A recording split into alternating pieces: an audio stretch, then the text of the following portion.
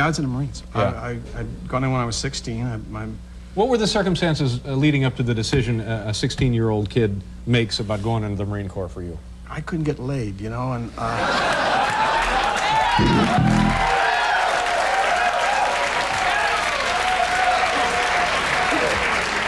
A quiet morning in Santa Fe, present day. A small adobe house, bathed in the golden sunrise. An elderly Gene Hackman, 90s, sits on the porch, sipping coffee, gazing at the horizon. Betsy Arakawa, 70s, emerges, placing a hand on his shoulder. Betsy, you've been quiet this morning. Jen just thinking. About the past. The beginning. Fade to black. Young Gene Hackman, 1950s, Chicago.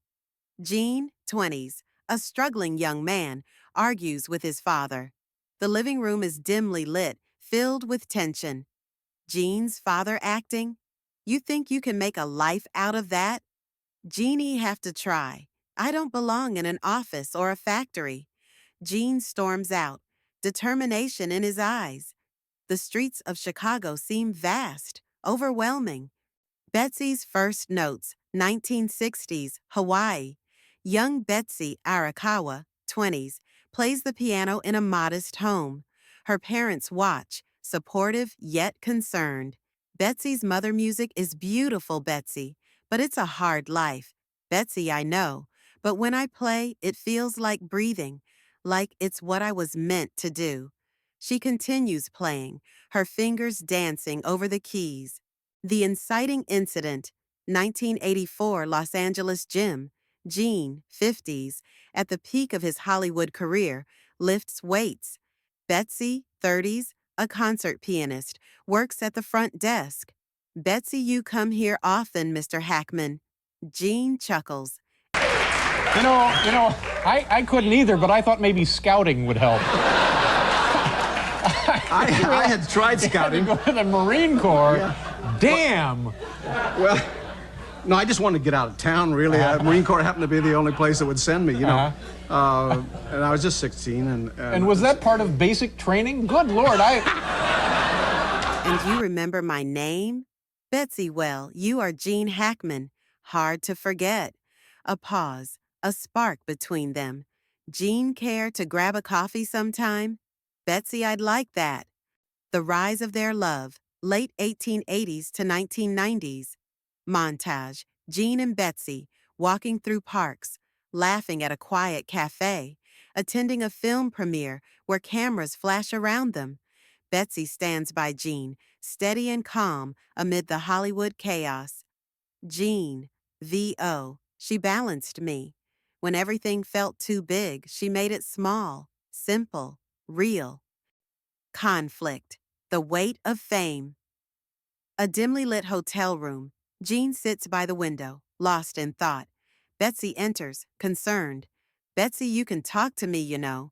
Gene, it's just this life. It's exhausting. Everyone expects something from me. Betsy, then maybe it's time to step away. Jen, could I? Would I still be me? She takes his hand, reassuring. Betsy, you're more than the movies, Gene. You always have been.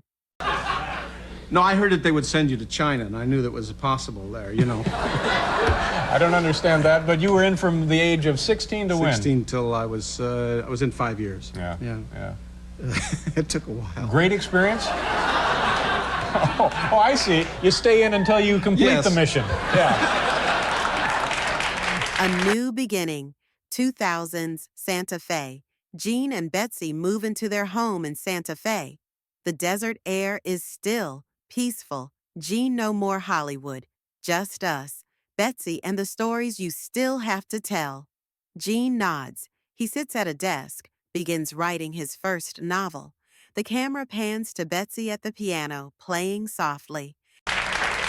Oh, geez. We don't have a clip here, do we, of anything? No, of the movie, of his experiences in the Corps? Nothing?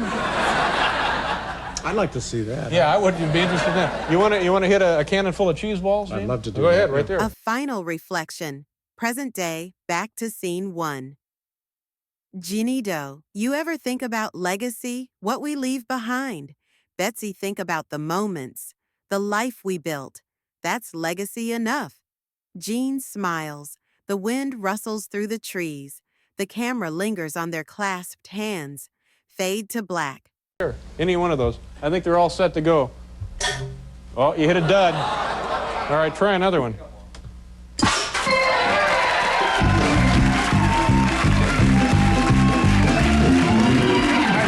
Gene, thank you very much.